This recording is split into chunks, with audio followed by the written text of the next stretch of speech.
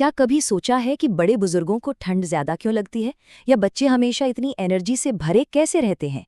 क्या इन सब के पीछे कोई गहरा विज्ञान छिपा है? आज हम गिरीश और उसके गुरु के बीच हुई एक बातचीत के जरिए हमारी परंपराओं में छिपे इसी विज्ञान को समझने वाले हैं। तो चलिए इस खोज में साथ चलते हैं। कहानी की शुरुआत होती है गिरीश की इसी उत्सुकता से। वो कुछ नया, कुछ अनसुना जानना चाहता है और यहीं से हमारी ये यात्रा भी शुरू होती है, ये पता लगाने की कि क्या हमारी रोज की जिंदगी और रीति रिवाजों के पीछे कोई गहरा तर्क है। आचार्य जी ने शुरुआत कहीं और से नहीं बल्कि हमारी रोज की जिंदगी से ही की।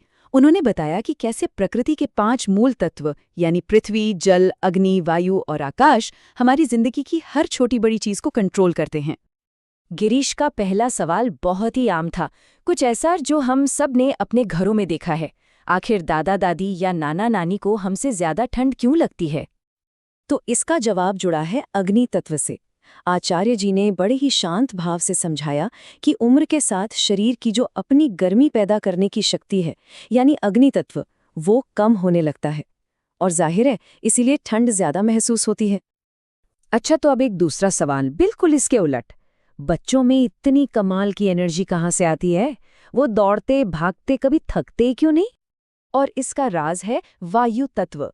आचार्य जी ने बताया कि करीब 12 साल की उम्र तक बच्चों में वायु तत्व, जो कि गति और ऊर्जा का प्रतीक है, वो सबसे मजबूत होता है। यही उनकी सुपरफास्ट एनर्जी का सीक्रेट है। गिरीश ने फिर एक और सवाल पूछा जो एक बहुत ही आम घरेलू नुस्खे से जुड़ा था कि कभी-कभी किसी को चक्कर आते हैं, कमजोरी लगती है, तो बस थोड़ा सा नमक देने से वो ठीक कैसे हो जाता है? आचार्य जी ने जवाब दिया, हाँ, ऐसा होता है क्योंकि नमक का सीधा संबंध पृथ्वी तत्व से है, जो हमारे शरीर को स्थिरता मतलब स्टेबिलिटी देता है। नमक खाते ही शरीर में पृथ्वी तत्व एक्टिव हो जाता है और स्थिरता वापस आ जाती है। तो बात सिर्फ रोज की घटनाओं तक ही सीमित नहीं है, अब बातचीत और गहरी होती है और आचार्य जी बताते हैं कि कैसे हमारे त्योहारों और परंपराओं के पीछे भी यही पंचतत्व का विज्ञान काम करता है। गिरीश ने पूछा, जैसे होली का त्योहार हम सब मनाते हैं, पर क्या कभी सोचा है कि इस मौसम में खास तौर पर नमकीन पकवान जैसे गुजिया और मटरी खाने का रिवाज क्यों है? देखिए, इसके पीछे भी शरीर के संतुलन का विज्ञान है। आचार्य जी समझाते हैं कि उस मौसम में शरीर में कफ और वायु की मात्रा बढ़ जाती है, जिससे शरीर में भारीपन और बेचैनी हो सकती है, और नमकीन चीजें इन बढ़े हुए तत्वों को शांत करने में मदद करती हैं। फिर एक और बड़ी मजेदार परंपरा की बात हुई, सावन का महीना और झूला झूलना। सिर्फ मस्ती नहीं, इसके पीछे भी सेहत का एक गहरा राज है। वो क्या है? सोचिए, झूला झूलने जैसी साधारण सी क्रिया हमारे शरीर में आकाश तत्व को यानी स्पेस को बढ़ाती है। इससे हमारे फेफड़ों को फैलने की जगह मिलती है, हम गहरी सांस ले पाते हैं और हमारे फेफड़े मजबूत होते हैं। है ना कमाल की बात? अब गिरीश के मन में एक बड़ा सवाल आया कि ये सारी बातें, ये ज्ञान आया कहाँ से? क्या ये सिर्फ सुनी सुनाई बातें हैं? आचार्य जी ने बताया, नहीं, बिल्कुल नहीं। ये एक लिखा हुआ, साबित किया हुआ ज्ञान है। और इस बात को साबित करने के लिए आचार्य जी गिरीश को एक किताब दिखाते हुए कहते हैं, गिरीश, ये देखो, ये हमारी पंचतत्व चिकित्सा पुस्तक में स्पष्ट लिखा है। मतलब ये सिर्फ कही सुनी बातें नहीं, बल्कि एक पूरा विज्ञान है जो किताबों में दर्ज है। अब देखिए, जब गिरीश ने मूल बात पकड़ ली तो उसने कितनी गहरी चीज को जोड़ा।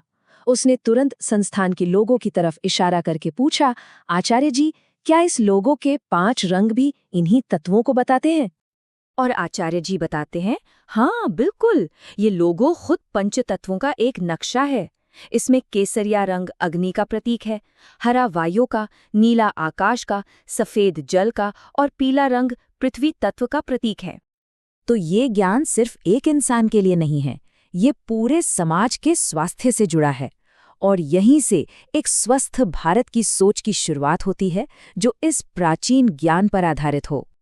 और यहीं पर गिरीश एक ऐसा सवाल पूछता है जो हम सबको सोचने पर मजबूर कर देता है कि अगर ये विज्ञान इतना ताकतवर था, तो पुराने जमाने में इतने सारे अस्पताल क्यों नहीं होते थे? और आचार्य जी का जवाब आज के समय के लिए बहुत जरूरी है। वो बताते हैं कि फर्क ये था कि पहले ये ज्ञान हर घर में था। लोग अपने शरीर को समझते थे, उसके संकेतों को पहचानते थे और खुद ही संतुलन बना लेते थे। लेकिन आज हम इस ज्ञान से दूर हो गए हैं और अस्पतालों पर निर्भर हो गए हैं। और यहीं पर इस पूरी बातचीत का सार, उसका सबसे बड़ा संदेश सामने आता है। आचार्य जी कहते हैं, डॉक्टर सहायक हैं, पर शरीर का असली मालिक पंचतत्व है, जो भीतर मौजूद है। मतलब असली डॉक्टर तो हमारे अंदर ही है, बस हमें उसे समझने की जरूरत है। तो इस ज्ञान को अपनाने का रास्ता क्या है?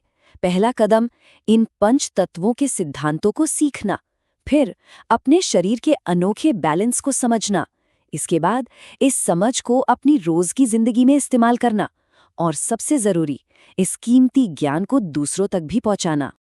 ये जो दृश्य है, जहां आचार्य जी गिरीश को वो किताब सौंप रहे हैं, ये सिर्फ एक किताब देना नहीं है, ये ज्ञान को एक पीढ़ी से दूसरी पीढ़ी तक पहुंचाने का प्रतीक है।